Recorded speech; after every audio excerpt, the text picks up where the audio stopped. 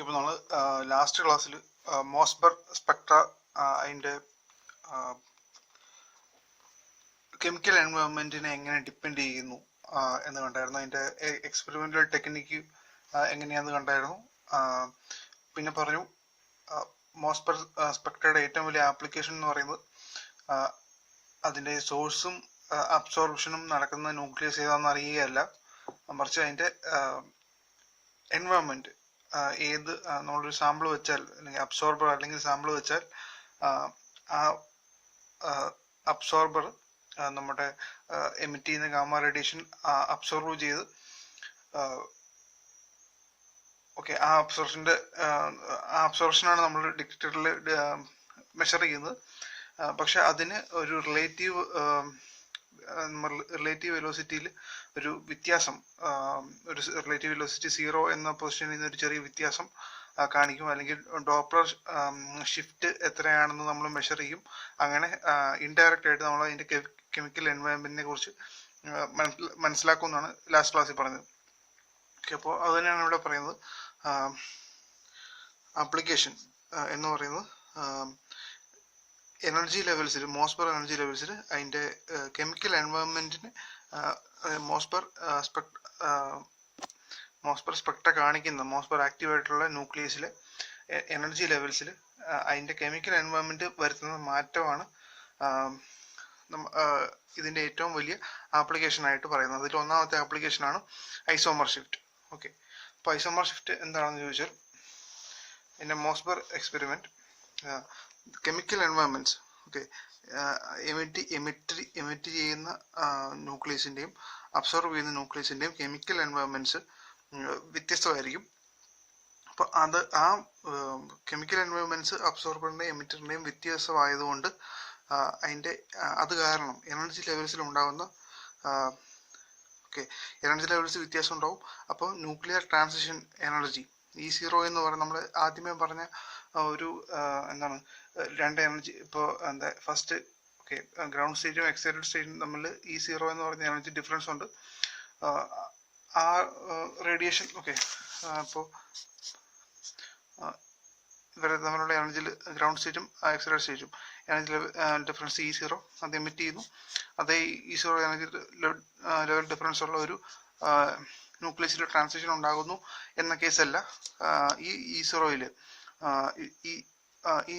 ഈ ന്യൂക്ലിയയുടെ എനർജിയാണ് നമ്മൾ ഈ കാണിച്ചിരിക്കുന്നതെങ്കിൽ അതിൻ്റെ കെമിക്കൽ എൻവയോൺമെൻറ്റ് മൂലം ഈ എനർജി ലെവൽസിൽ ചില ഷിഫ്റ്റുകൾ ഉണ്ടാവും. അതുപോലെ തന്നെ ഇത് എമിറ്റർ, ഇത് അബ്സോർബർ, ഈ അബ്സോർബറിലും ഈ കെമിക്കൽ എൻവയോൺമെൻറ്റ് ഇമ്പാക്റ്റ് കാരണം ചില എനർജി ലെവൽസിൽ ചില വ്യത്യാസങ്ങളുണ്ടാവും. അപ്പോൾ അതാണ് നമ്മൾ ഐസോമർ ഷിഫ്റ്റ് ഷിഫ്റ്റുകൾ ഉണ്ടാവും എന്ന് പറയും. ഈ എനർജി ലെവൽസ് വ്യത്യാസങ്ങളുണ്ടാവും. ആ വ്യത്യാസങ്ങൾ നമ്മുടെ സ്പെക്ട്രയിൽ നമ്മൾ എക്സ്പെക്ട് ചെയ്യുന്ന റിലേറ്റീവ് വെലോസിറ്റി വേഴ്സസ് കൗണ്ട്സ് ആണ് നമ്മൾ മെഷർ ചെയ്യുന്നത്. അപ്പോൾ ഒരു റിലേറ്റീവ് വെലോസിറ്റി 0 ആണെങ്കിൽ, അല്ലെങ്കിൽ നമ്മൾ നോർമലായിട്ട് എക്സ്പെക്ട് ചെയ്യുന്നത് റിലേറ്റീവ് വെലോസിറ്റി 0 ആണെന്നാണ്. അല്ലെങ്കിൽ റിലേറ്റീവ് വെലോസിറ്റി 0 എന്ന് പറയുന്നത് നമ്മൾ ഡോപ്ലർ എഫക്റ്റ് അവിടെ കൊടുക്കേണ്ട ആവശ്യമില്ല, അല്ലെങ്കിൽ ഡോപ്ലർ ഷിഫ്റ്റ് വരുത്തി ഒരു അബ്സോർപ്ഷൻ നടത്തിക്കേണ്ട കാര്യം നമുക്കില്ല. നോർമലായിട്ട് റിലേറ്റീവ് വെലോസിറ്റി 0 ആണെന്ന് കണ്ടാൽ, പക്ഷേ റിലേറ്റീവ് വെലോസിറ്റിയിൽ ഇപ്പോൾ അബ്സോർപ്ഷൻ ഇവിടെ ആണെങ്കിലോ അല്ലെങ്കിൽ കുറച്ച് മാറി ഇവിടെ ആണെങ്കിലോ റിലേറ്റീവ് വെലോസിറ്റി 0യിൽ നിന്ന് മാറി, റിലേറ്റീവ് വെലോസിറ്റി 0യിൽ നിന്ന് മാറിയതിൻ്റെ അർത്ഥം ഡോപ്ലർ എഫക്റ്റ് കൊടുക്കേണ്ട ആവശ്യം വന്നു, അല്ലെങ്കിൽ ഡോപ്ലർ എഫക്റ്റ് യൂസ് ചെയ്യേണ്ട ആവശ്യം വന്നു. അപ്പോൾ ഡോപ്ലർ എഫക്റ്റ് യൂസ് ചെയ്യേണ്ട ആവശ്യം വന്നെന്ന് പറഞ്ഞാൽ ഇവിടെ എനർജി ലെവൽസിൽ ചില ഷിഫ്റ്റുകളുണ്ട്. ആ ഷിഫ്റ്റിനെ കോമ്പൻസേറ്റ് ചെയ്യാൻ വേണ്ടിയാണ് ഡോപ്ലർ ഷിഫ്റ്റ് ഉപയോഗിച്ചത്. അപ്പോൾ അത് ഇൻഡയറക്ട്ലി കെമിക്കൽ എൻവയോൺമെന്റിനെ കുറിച്ച് കുറച്ച് ഡേറ്റ നമുക്ക് തരും. അപ്പോൾ ഇത് തന്നെയാണ് ഈ വ്യത്യാസം. ഈ റിലേറ്റീവ് വെലോസിറ്റി 0യിൽ നിന്ന് ഈ നമ്മുടെ അബ്സോർപ്ഷൻ നടക്കുന്ന പീക്കിനുണ്ടാവുന്ന അല്ലെങ്കിൽ ഈ അബ്സോർപ്ഷൻ ലൈൻ ഉണ്ടാവുന്ന വ്യത്യാസം, അതിനെയാണ് നമ്മൾ ഐസോമർ ഷിഫ്റ്റ് എന്ന് പറയുന്നത്. ദിസ് എനർജി ഡിഫറൻസ് അപ്പോൾ കെമിക്കൽ അബ്സോർബറിൻ്റെയും എമിറ്ററിൻ്റെയും കെമിക്കൽ എൻവയോൺമെൻറ്റിലെ വ്യത്യാസം കാരണം energy of nuclear transition E0 എന്ന് പറയുന്ന നമ്മൾ നോർമലി എക്സ്പെക്ട് ചെയ്യുന്ന എനർജി ലെവലിൽ നിന്ന് may differ by a small amount. Okay, അത് ഈ സീറോയിൽ നിന്ന് ചെറിയ വ്യത്യാസങ്ങൾ ഉണ്ടാവും. This energy difference is known as the isomer shift delta or chemical shift എന്നും പറയാം. ഐസോമർ ഷിഫ്റ്റ് എന്നോ കെമിക്കൽ ഷിഫ്റ്റ് എന്നോ പറയാം. പക്ഷേ ഐസോമർ ഷിഫ്റ്റ് എന്ന് യൂസ് ചെയ്യുന്നതായിരിക്കും കൂടുതൽ നല്ലത്. ഓക്കെ, കെമിക്കൽ ഷിഫ്റ്റ് എന്ന് നമ്മൾ NMRലും ആ ടൈം ഉപയോഗിച്ചാണ്. ഓക്കെ, അതുകൊണ്ട് ഇവിടെ ഐസോമർ ഷിഫ്റ്റ് എന്ന് ഉപയോഗിക്കുന്നതായിരിക്കും നല്ലത്. ഓക്കെ, അപ്പോൾ ഇനി എങ്ങനെ നമുക്ക് ഐസോമർ ഷിഫ്റ്റ് നമ്മൾ സ്പെക്ട്രത്തിൽ കാണും? Okay, the effect of isomer shift in MOSFET spectrum is to shift the resonance line from zero position. Okay, for relative velocity count per second ആണ് ഇവിടെ പ്ലോട്ട് ചെയ്യുന്നത്. അപ്പോൾ റിലേറ്റീവ് വെലോസിറ്റി 0 എന്ന ലൈനിൽ നിന്ന് കുറച്ച് മാറിയാണ് ഇവിടെ അബ്സോർപ്ഷൻ നടന്നത്. അപ്പോൾ ഈ ചേഞ്ച് ആണ് നമ്മുടെ ഡെൽറ്റ ഐസോമർ ഷിഫ്റ്റ്.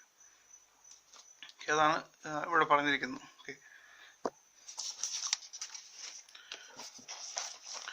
അടുത്തതായിട്ട് അതിൻ്റെ കാരണം എന്താണെന്ന്. ഓക്കെ, നമ്മൾ ഐസോമർ ഷിഫ്റ്റിനുള്ള കാരണം എന്താണെന്നാണ് ഇനി പറയാൻ പോകുന്നത്, കോസ്.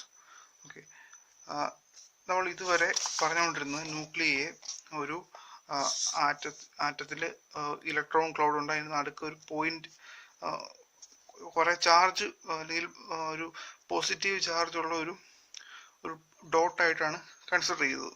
ഓക്കെ, പക്ഷെ ന്യൂക്ലിയർ ആക്ച്വലി അങ്ങനെയല്ല, ഒരു ചാർജ് ഡിസ്ട്രിബ്യൂഷൻ തന്നെയാണ്. ഓക്കെ, ഒരു കുറച്ച് ഏരിയയിൽ വലിപ്പം കുറവാണെങ്കിലും കുറച്ച് ഏരിയയിൽ ചാർജ് ഡിസ്ട്രിബ്യൂഷൻ ഉണ്ട്. അതിന് കുറച്ച് ചാർജുകൾ ഒരു സെർട്ടൻ ഏരിയ ഒരു സ്പേസിൽ ഡിസ്ട്രിബ്യൂട്ട് ചെയ്തിരിക്കുകയാണ് ന്യൂക്ലിയസിനകത്ത്. അല്ലെങ്കിൽ സാധാരണ പറയുന്ന പോലെ ഒരു പോയിന്റ് ചാർജ് ആയിട്ട് അങ്ങ് എടുക്കുമല്ല, അല്ലെങ്കിൽ ഒരു പോയിന്റിൽ കുറേ ചാർജ് ഇരിക്കുന്നതായിട്ട് എടുക്കുമല്ല, ആ ചാർജിന് ഒരു ഡിസ്ട്രിബ്യൂഷനും ഉണ്ട്. ഓക്കെ, കുറച്ച് ആ സ്പേസിൽ ഡിസ്ട്രിബ്യൂട്ട് ചെയ്തിരിക്കുകയാണ് ആ ചാർജ് ന്യൂക്ലിയസിൻ്റെ അകത്ത്. ഓക്കെ, അപ്പോൾ ഈ ന്യൂക്ലിയർ ചാർജ് ഡിസ്ട്രിബ്യൂഷനും ഈ പുറത്തുള്ള ഇലക്ട്രോൺ ചാർജ് ഡിസ്ട്രിബ്യൂഷനും, ഓക്കെ, ഈ ന്യൂക്ലിയർ ചാർജ് ഡിസ്ട്രിബ്യൂഷനും ഇലക്ട്രോൺ ചാർജ് ഡിസ്ട്രിബ്യൂഷനും തമ്മിലുള്ള ഇൻട്രാക്ഷനാണ് ഐസോമർ ഷിഫ്റ്റിന് കാരണമാകുന്നത്. അപ്പോൾ ഈ രണ്ട് ഇലക്ട്രോൺ ചാർജ് ഡിസ്ട്രിബ്യൂഷൻ അതിൻ്റെ അല്ലെങ്കിൽ ഇലക്ട്രോൺ ഡെൻസിറ്റിയും അത് എങ്ങനെ ഈ ന്യൂക്ലിയസിനെ ഇമ്പാക്ട് ചെയ്യുന്നു അതിനെ ഡിപ്പെൻഡ് ചെയ്താണ്, അല്ലെങ്കിൽ ആ ന്യൂക്ലിയർ ചാർജ് ഡിസ്ട്രിബ്യൂഷനും ഇലക്ട്രോൺ ചാർജ് ഡിസ്ട്രിബ്യൂഷനും തമ്മിലുള്ള ഇൻട്രാക്ഷനാണ് ബേസിക്കലി ഐസോമർ ഷിഫ്റ്റിന് കാരണമാകുന്നത്. ഓക്കെ, അപ്പോൾ ന്യൂക്ലിയസ് ഒരു ഡെഫിനറ്റ് ചാർജ് ഡിസ്ട്രിബ്യൂഷൻ ഉള്ളതായിട്ട് നമുക്ക് കൺസിഡർ ചെയ്യണം. Okay, the electrostatic interaction between nuclear charge distribution and electron charge distribution okay brings about. Okay, അപ്പോൾ ഈ രണ്ടിൻ്റെ electrostatic interaction between nuclear charge distribution, okay, nuclear charge ഡിസ്ട്രിബ്യൂഷൻ്റെയും electronic charge ഡിസ്ട്രിബ്യൂഷൻ്റെ electrostatic interaction വഴിയാണ് chemical shift വരുന്നത്. brings about a change in energy levels of nucleus. This shift in energy level of the nucleus is given by. Okay, അപ്പോൾ nuclear energy ലെവലിൽ ഇപ്പോൾ നമ്മളിവിടെ gamma radiation emit ചെയ്യുന്നവരാണ് ന്യൂക്ലിയസിൽ നിന്നാണ് ഈ ഗാമ റേഡിയേഷൻ വരുന്നത്. ഓക്കെ, അപ്പം നമ്മൾ പറയേണ്ടതും ന്യൂക്ലിയസിൻ്റെ കാര്യമാണ്, ന്യൂക്ലിയസിൻ്റെ എനർജി ലെവലിൻ്റെ കാര്യമാണ് നമ്മൾ പറയേണ്ടത്. അപ്പം ഇവിടെ ന്യൂക്ലിയർ എനർജി ലെവല് നോർമൽ കണ്ടീഷനിൽ നിന്ന് ചില വ്യത്യാസങ്ങൾ വന്നു കഴിഞ്ഞാൽ, അല്ലെങ്കിൽ അങ്ങനെ ഒരു വ്യത്യാസം കാണുന്നുണ്ടെങ്കിൽ അതിൻ്റെ അർത്ഥം ഒന്നെങ്കിൽ അതിനൊരു ഐസോമർ ഷിഫ്റ്റ് ഉണ്ടെന്നാണ്. അപ്പോൾ ഐസോമർ ഷിഫ്റ്റിന് കാരണമാകുന്നത് ഈ ന്യൂക്ലിയർ ചാർജ് ഡിസ്ട്രിബ്യൂഷനും പുറത്തുള്ള ഇലക്ട്രോണിക് ചാർജ് ഡിസ്ട്രിബ്യൂഷനും തമ്മിലുള്ള ഇൻട്രാക്ഷൻ, ഇലക്ട്രോസ്റ്റാറ്റിക് ഇൻട്രാക്ഷൻ വഴിയാണ് ഈ ഷിഫ്റ്റ് വരുന്നത്. ഓക്കെ, അപ്പോൾ നമ്മളിവിടെ നമുക്ക് എമിറ്റർ ഉണ്ട്, അബ്സോർബർ ഉണ്ട്. ഓക്കെ, ഇവിടെ നമുക്കറിയാം നോർമൽ കേസിൽ ഇത് ഇത്ര ആയിരുന്നു എനർജി ലെവൽ ഡിഫറൻസ് എന്ന് വിചാരിച്ചു. ഓക്കെ, ഒരു ഐസൊലേറ്റഡ് ആയിട്ടിരിക്കുമ്പോൾ അതായത് വേറെ സറൗണ്ടിങ്സിൽ വേറെ ആരുമില്ല, എൻവയോൺമെൻറ്റിൽ വ്യത്യാസമൊന്നുമില്ല, ഐസൊലേറ്റഡ് ആയിട്ടിരിക്കുമ്പോൾ എനർജി ലെവൽസ് വ്യത്യാസം ഇത്ര ഉണ്ടായിരുന്നു. ഓക്കെ, ഇനി ഇതേ കണ്ടീഷൻ നമ്മൾ ഇനി വേറൊരു ന്യൂക്ലിയസ് ഒരു ഒരു ക്രിസ്റ്റലിൽ ഇരിക്കുകയാണ്, നമ്മുടെ ന്യൂക്ലിയസ് വേറൊരു ക്രിസ്റ്റലിൽ എംബഡ് ചെയ്ത് വെച്ചിരിക്കുകയാണെന്ന് വിചാരിക്കുക. ഇത് ഐസൊലേറ്റഡ് ആയിട്ടുള്ള കേസ്. ഇനി വേറൊരു സിസ്റ്റത്തിൽ എംബഡഡ് ആയിട്ടാണ് നമ്മുടെ ന്യൂക്ലിയസ് ഇരിക്കുന്നത്. അപ്പോൾ അതിൻ്റെ കെമിക്കൽ എൻവയോൺമെൻറ്റ് വ്യത്യാസമുണ്ട്, അല്ലെങ്കിൽ കെമിക്കൽ എൻവയോൺമെൻറ്റിന് ഒരു ഇമ്പാക്റ്റ് നമ്മുടെ ന്യൂക്ലിയസിലുണ്ട്. ഓക്കെ, പക്ഷെ ഇവിടെ നമ്മൾ ഈ ന്യൂക്ലിയസും ഇവിടെ അതിൻ്റെ തന്നെ ഇലക്ട്രോണിക് എൻവയോൺമെൻറ്റും തമ്മിലുള്ള ഇൻട്രാക്ഷൻ ആണ് പറയുന്നത്. പക്ഷെ ഇൻഡയറക്ട്ലി ഇവിടെ നമ്മൾ പറയുന്നത്, അപ്പോൾ നിങ്ങൾ അത് കൺഫ്യൂഷൻ ആകരുത്. ഇവിടെ ന്യൂക്ലിയസും അതിൻ്റെ ചാർജ് ഡിസ്ട്രിബ്യൂഷനും അതിൻ്റെ തന്നെ ഇലക്ട്രോണിക് ഡിസ്ട്രിബ്യൂഷനും തമ്മിലുള്ള ഇലക്ട്രോസ്റ്റാറ്റിക് ഇൻട്രാക്ഷൻ്റെ കാര്യമാണ് പറയുന്നത്. ഓക്കെ, അപ്പോൾ അത് കാരണം എനർജി ലെവൽസിന് എന്ത് വ്യത്യാസം വരുന്നുണ്ട് എന്ന് ആദ്യം മനസ്സിലാക്കും.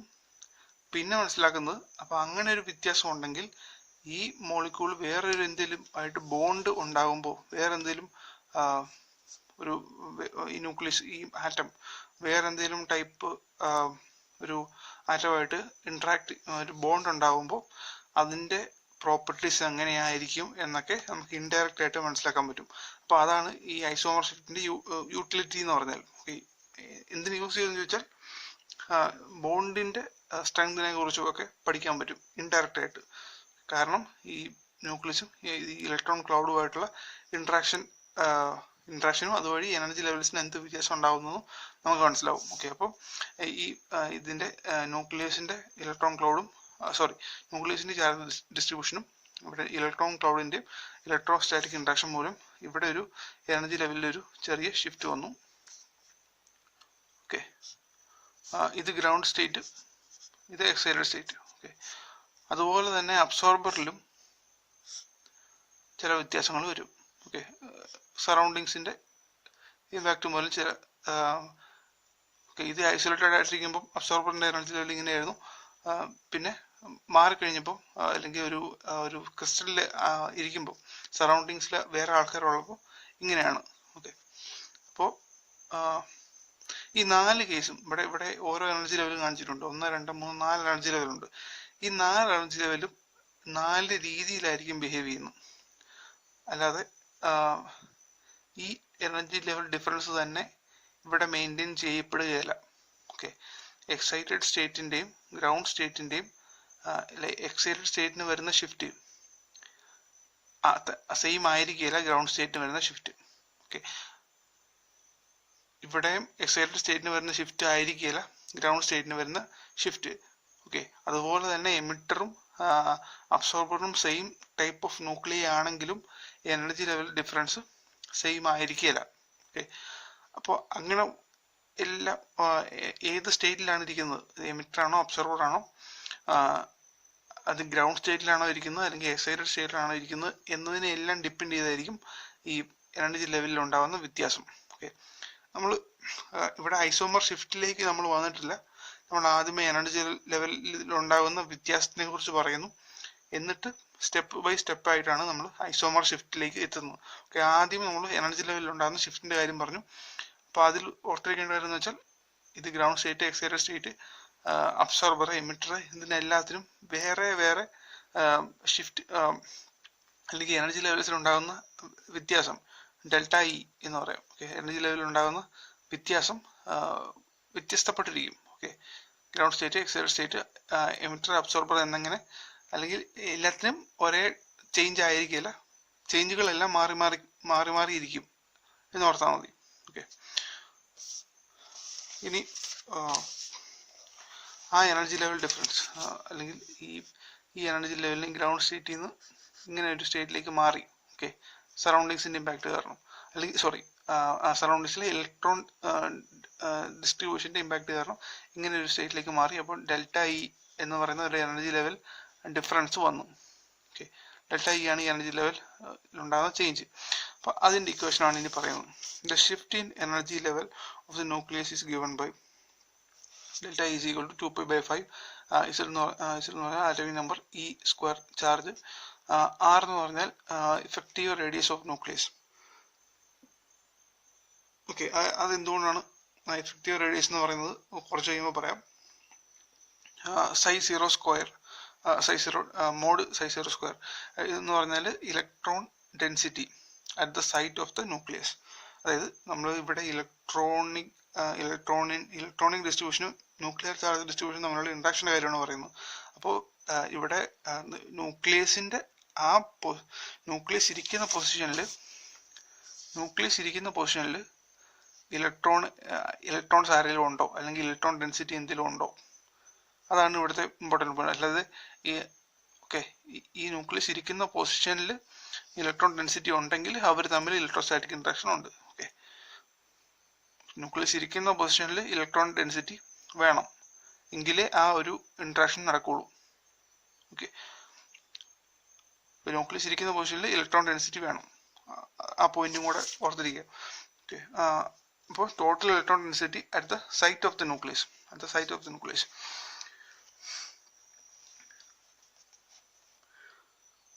അപ്പോൾ ഇപ്പം നമ്മൾ ചെയ്തത് ഒറ്റ ഒരു എനർജി ലെവൽ ഡിഫറൻസ്, ചെറിയ ഒരു ground സ്റ്റേറ്റോ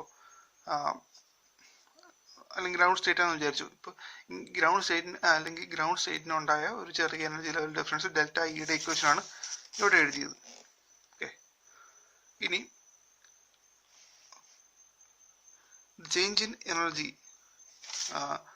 delta E between the ground state and first excited state. ഇനി നമുക്ക് കണ്ടുപിടിക്കേണ്ടത് ഇവിടെ അങ്ങനെ ഒരു വ്യത്യാസം ഉണ്ടായിട്ടുണ്ട്. ഇവിടെ ഒരു ഡെൽറ്റ ഇ ഉണ്ട്, പക്ഷെ സെയിം അല്ല. ഡെൽറ്റ ഇ ഡാഷ് എന്ന് പറയാം. ഇങ്ങനൊരു എനർജി ലെവൽ ഡിഫറൻസ് ഉണ്ടായിട്ടുണ്ട്. ഇനി നമുക്കറിയേണ്ടത് ഐസോമർ ഷിഫ്റ്റ് എന്താണെന്നാണ്. ഐസോമർ ഷിഫ്റ്റ് എന്ന് പറഞ്ഞാൽ ഈ ഷിഫ്റ്റാണ്, റിലേറ്റീവ് വെലോസിറ്റിയിലുള്ള മാറ്റം എന്താണെന്നാണ്. ഈ മാറ്റം അല്ലെങ്കിൽ ഈ അബ്സോർഷൻ എന്ന് പറയുന്നത് ഇവിടുന്ന് റേഡിയേഷൻ എമിറ്റ് ചെയ്ത് ഗാമ റേഡിയേഷൻ എമിറ്റ് ചെയ്ത് ഇവിടെ അബ്സോർഷൻ നടന്നു.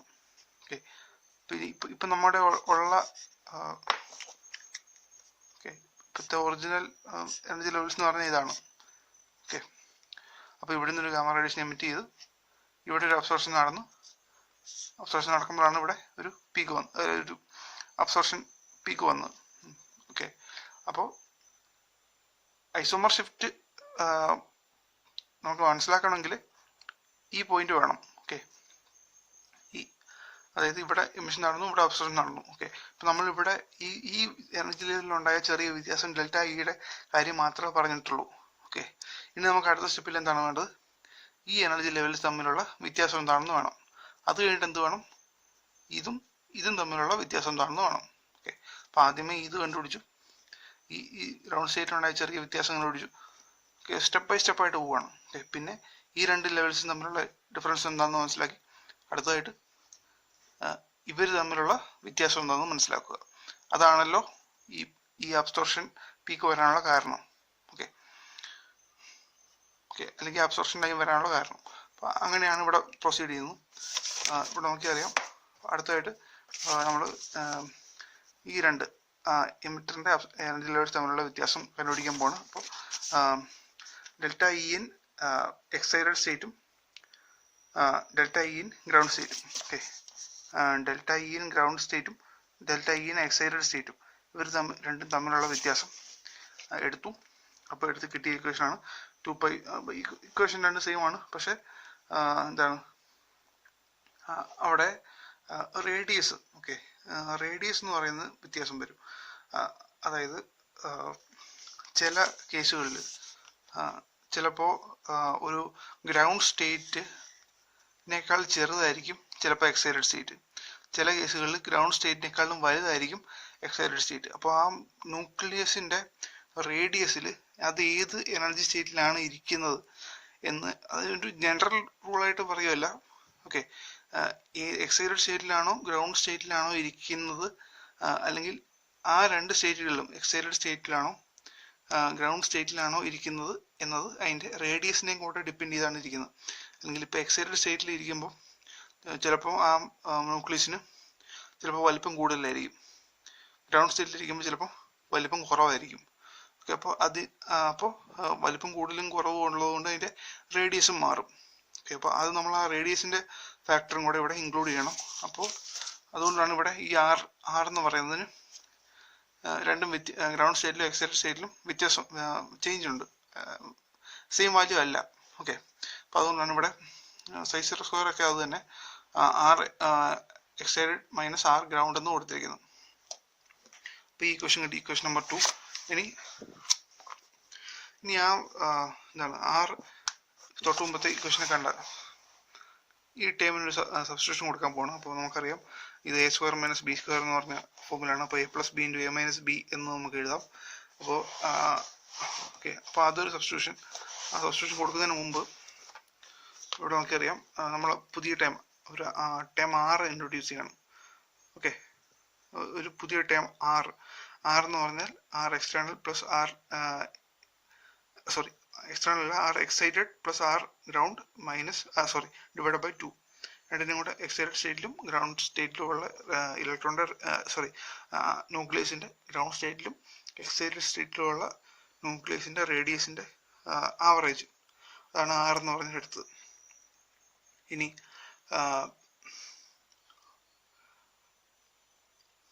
ഓക്കെ, അടുത്തതായിട്ട് ഡി ആർ എന്ന് പറഞ്ഞ ടേം ഇൻട്രൊഡ്യൂസ് ചെയ്തു. അത് ഗ്രൗണ്ട് സ്റ്റേറ്റിലും എക്സൈറ്റഡ് സ്റ്റേറ്റിലുള്ള ന്യൂക്ലിയർ റേഡിയസിൻ്റെ ഡിഫറൻസ്.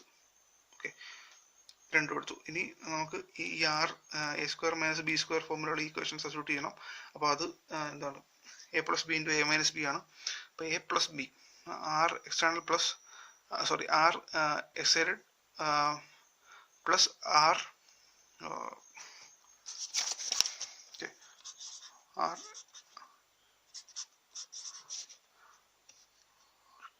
ground into R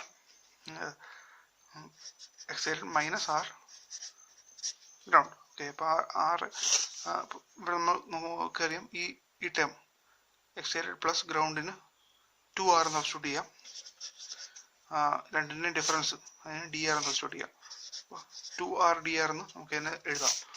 അതാണ് ഇവിടെ 2R DR എന്ന് എഴുതിയിരിക്കുന്നത്. പിന്നെ ഒരു ആറിനെ മൾട്ടിപ്ലൈ ചെയ്യാൻ ഡിവൈഡ് ചെയ്യുകയും ചെയ്ത് R square DR divide by R എന്നൊക്കെ എഴുതി. ഇനി അപ്പോൾ ഈ ടേമിനെ നമ്മൾ ഈ ഇക്വേഷനിലേക്ക് സബ്സ്റ്റിറ്റ്യൂട്ട് ചെയ്യും. ഓക്കെ, അപ്പോൾ ഈ കിട്ടിയ ടേമിനെ ഈ ഇക്വേഷൻ നമ്പർ 2ലേക്ക് സബ്സ്റ്റിറ്റ്യൂട്ട് ചെയ്യും. ഇനി ഇപ്പം നമ്മൾ ഇവിടം വരെ എത്തിയിട്ടുള്ളൂ. ഇവിടുന്ന് തുടങ്ങി ഇതിൻ്റെ കാര്യം പറഞ്ഞു. ഇനി ഇത് തമ്മിലുള്ള വ്യത്യാസത്തിൻ്റെ ഈ എനർജി ലെവൽസിലുള്ള വ്യത്യാസത്തിൻ്റെ ഇക്വേഷൻ വഴിയാണ് നമ്മളിപ്പോൾ എത്തി നിൽക്കുന്നത്. ഇത് നമുക്കറിയേണ്ടത് ഇവിടെ എമിഷൻ നടന്നു, ഒബ്സർവേഷൻ നടന്നു, അപ്പോൾ ഉള്ള ചേഞ്ച്, ആ ചേഞ്ച് ആണല്ലോ ഇവിടെ ഡോപ്ലർ ഷിഫ്റ്റിനും അതുവഴി ഇവിടെ റിലേറ്റീവ് വെലോസിറ്റിയുടെ ചേഞ്ചിലും ഇവിടെ ഒരു അബ്സോർപ്ഷൻ ലൈനും കാരണമായത്. ഓക്കെ, അപ്പോൾ നമുക്ക് അറിയേണ്ടത് ഈ രണ്ടിൻ്റെയും വ്യത്യാസമാണ്. അതിനെയാണ് നമ്മൾ ഡെൽറ്റ എന്ന് പറഞ്ഞാൽ ഒറിജിനൽ ഐസോമർ ഷിഫ്റ്റ് എന്ന് പറയുന്നത്. അപ്പോൾ ഇവിടെ എമിറ്ററിൻ്റെ കാര്യത്തിൽ പറഞ്ഞ ഇപ്പോൾ എമിറ്ററിൻ്റെ കാര്യത്തിൽ നമുക്ക് കിട്ടിയ ഇപ്പോൾ ഈ ചേഞ്ചിനെ ഡെൽറ്റ ഇ എമിറ്റർ എന്നും, ഇനി ഇവിടെ ഉള്ള ചേഞ്ചിനെ ഇവിടെ ഇതുപോലെ തന്നെ ഒരു ടൈം നമുക്ക് ഇവിടുത്തെ ഡിഫറൻസിന് കണ്ടുപിടിക്കാൻ പറ്റും. ഈ ചേഞ്ചും വെച്ച്, അപ്പോൾ അതിനെ ഡെൽറ്റ ഇ അബ്സോർബർ എന്ന് പറയാം. അപ്പോൾ രണ്ട് ചേഞ്ച് ആയി. ഇനി ഇതിൻ്റെ രണ്ടും കൂടെ ഡിഫറൻസ് ആണ് ഒറിജിനൽ ഐസോമർ ഷിഫ്റ്റ് ഡെൽറ്റ. അപ്പോൾ അതാണ് ഇവിടെ കാണിച്ചിരിക്കുന്നത്. Delta is equal to delta E അബ്സോർബറിൻ്റെ ആ ടേമും തൊട്ട് മുമ്പ് കണ്ട ഇക്വേഷൻ നമ്പർ 2 എന്ന് പറഞ്ഞ തൊട്ട് മുമ്പ് കണ്ട ഇക്വേഷനാണ് ഇത്, മൈനസ് മറ്റേ ടേം. ഓക്കെ, അപ്പോൾ ഇവിടെ ഇപ്പോൾ ഈ കിട്ടിയ ഇക്വേഷൻ ഉണ്ടല്ലോ, ഇതുപോലത്തെ രണ്ട് ഇക്വേഷൻ വരും. ഈ ഇക്വേഷനകത്ത് നമ്മൾ ഇവിടെ 2R square DR divide by ആറും കൂടെ സബ്സ്റ്റിറ്റ്യൂട്ട് ചെയ്യുക. അപ്പോൾ 4π/5 D square psi 0 D square R square DR എന്ന് വരും. ഒരു സ്റ്റെപ്പ് സ്കിപ്പ് ചെയ്തിട്ടുണ്ട്. അതായത് ഇതുപോലത്തെ രണ്ട് ടേം ഇതിനുമായിട്ട് സബ്സ്റ്റിറ്റ്യൂട്ട് ചെയ്യും. അത് കഴിഞ്ഞിട്ട് അതിൻ്റെ ഡിഫറൻസ് എടുക്കും. ഓക്കെ, അതാണ് ഡിഫറൻസ് എടുക്കണം. അപ്പോൾ കോമൺ ടേംസ് എല്ലാം ഒരുമിച്ച് എഴുതി 4π/5 D square R square DR divide by R square. അവിടെ ചേഞ്ച് വരുന്നത് നമ്മൾ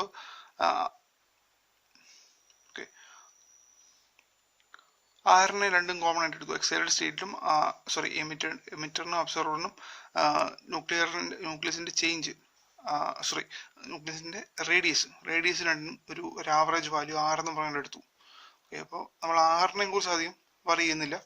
നമ്മൾ അതിൻ്റെ ഒരു ആവറേജ് വാല്യൂ 6 ഇവിടെ പറഞ്ഞ പോലെ ഇവിടെ ഇതിന് രണ്ടിൻ്റെയും കൂടെ ആവറേജ് എടുത്ത് 6 പറഞ്ഞ പോലെ എമിറ്ററിനും അബ്സോർബറിനും നമ്മൾ ആ 6 തന്നെ യൂസ് ചെയ്യണം.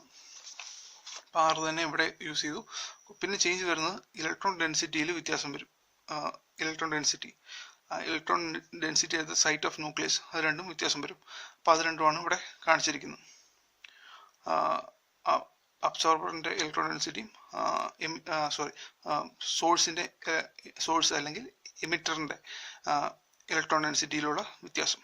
അപ്പോൾ അതിൻ്റെ ഡിഫറൻസ് എടുക്കണം. The contributions to size. Okay, അപ്പോൾ ഇലക്ട്രോൺ ഡെൻസിറ്റിയിലെ കോൺട്രിബ്യൂട്ടർ എന്ന് പറയുന്നത് മെയിൻലി ഫ്രം എസ് ഓർബിറ്റൽസിന് മാത്രമായിരിക്കും. കാരണം എസ് ഓർബിറ്റലിൽ മാത്രമാണ് സ്പെറിക്കൽ ഷേപ്പ് ഉള്ളത്. ഇപ്പോൾ ന്യൂക്ലിയസിന് എന്തെങ്കിലും കോൺട്രിബ്യൂട്ട് ചെയ്യണമെങ്കിൽ ഈ എസ് ഓർബിറ്റലിൽ റിവോൾവ് ചെയ്യുന്ന ഇലക്ട്രോൺസുമായിട്ടുള്ള ഇലക്ട്രോസ്റ്റാറ്റിക് ഇൻട്രാക്ഷൻ വഴിയായിരിക്കും ആ എനർജി ലെവൽസിൽ ഷിഫ്റ്റ് ഉണ്ടാകുക. മറ്റേ ഡിക്കും എഫിനും ഒക്കെ നോഡൽ ഷേപ്പാണ്. അപ്പോൾ ന്യൂക്ലിയസിൻ്റെ അവിടെ വരുമ്പോഴത്തേനും അതിന് ഇലക്ട്രോൺ ഡെൻസിറ്റി ഇല്ല, താരതമ്യേന 0 ആണ്. അപ്പോൾ അതുകൊണ്ടാണ് നമ്മൾ എസ് ഓർബിറ്റലിൻ്റെ കാര്യം മാത്രം മെയിൻലി പറയുന്നത്. പക്ഷേ മെയിൻലി എസ് ഓർബിറ്റലിൽ ഇൻട്രാക്ഷൻ ഉണ്ടെന്ന് പറഞ്ഞു. പക്ഷേ വേറെ കാര്യമുള്ള വെച്ചാൽ ഇപ്പോൾ പി ഓർബിറ്റലിന് അല്ലെങ്കിൽ പി ഡി എഫിനൊക്കെ ഇൻഡയറക്റ്റ് ആയിട്ട് ഈ എനർജി ലെവൽസിൽ ഉണ്ടാകുന്ന വ്യത്യാസത്തെ അഫക്റ്റ് ചെയ്യാൻ പറ്റും. അതെങ്ങനെയാണെന്ന് ചോദിച്ചാൽ ഇപ്പോൾ ഒരു എക്സാമ്പിൾ പറഞ്ഞിട്ടുണ്ട്.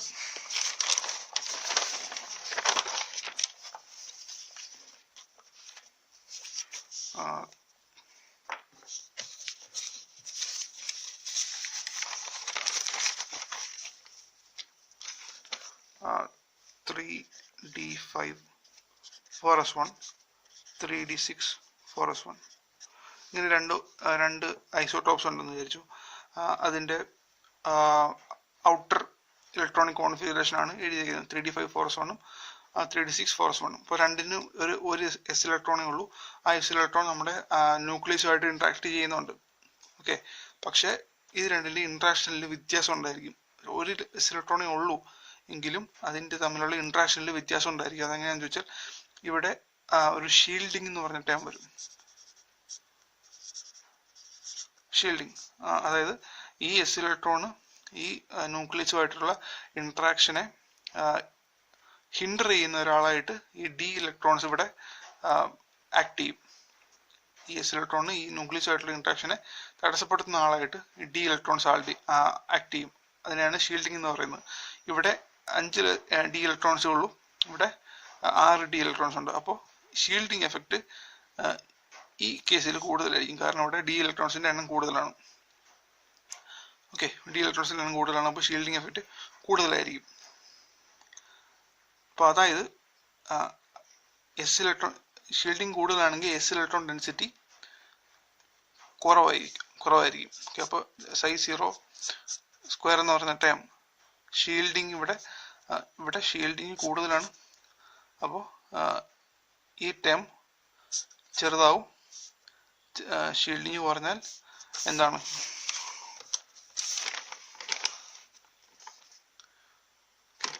ഷീൽഡിംഗ് പറഞ്ഞാൽ ഇവിടെ ഇക്വേഷനിൽ ഡയറക്റ്റ് റിലേഷൻ ആണുള്ളത് ഡെൽറ്റ ഇ ആയിട്ട്. അപ്പോൾ ഷീൽഡിംഗ് പറഞ്ഞാൽ ഇവിടെ ചേഞ്ച് ഇൻ ഇപ്പോൾ ഇലക്ട്രോസ്റ്റാറ്റിക് ഇൻട്രാക്ഷൻ കൂടിയാലാണ് എനർജി ലെവൽസിൽ ഡിഫറൻസ് കൂടുതൽ വരുന്നത്. ഓക്കെ, ഇവിടെ ഷീൽഡിങ് കൂടുതലാണ്. ഷീൽഡിങ് കൂടുതലായതുകൊണ്ട് എസ് ഇലക്ട്രോൺസിന് ഈ ന്യൂക്ലിയസുമായിട്ടുള്ള ഇൻട്രാക്ഷൻ കുറവാണ്. ഓക്കെ, അതായത് ഷീൽഡിങ് കൂടുതലാണ്. അപ്പോൾ ഷീൽഡിങ് കൂടുതലാണ്. ഇവിടെ ഷീൽഡിങ് കൂടുതലാണ്. അപ്പോൾ എസ് ഇലക്ട്രോണുമായിട്ടുള്ള ഇൻട്രാക്ഷൻ കുറവാണ്. അപ്പോൾ അതായത് അതിൻ്റെ അർത്ഥം change in energy delta E കുറവാണ്. ഓക്കെ, അപ്പോൾ ഈ റിലേഷനും കൂടെ ഓർത്ത് വെക്കുക. നോട്ടിലുണ്ട്, വായിച്ചാൽ മനസ്സിലായിക്കോളൂ. അപ്പോൾ ഷീൽഡിങ് കൂടുന്നതോടും എസ് ഇലക്ട്രോൺ ആയിട്ടുള്ള ഇൻട്രാക്ഷൻ ഈ കേസിൽ ഓക്കെ അപ്പോൾ ഷീൽഡിങ് കൂടുന്നതോടും എസ് ഇലക്ട്രോൺ ആയിട്ടുള്ള ഇൻട്രാക്ഷൻ കുറയും. അപ്പോൾ change in energy levels delta ഇയും കുറയും. ഇനി അതിൻ്റെ ഒരു എക്സാമ്പിൾ കാണാം.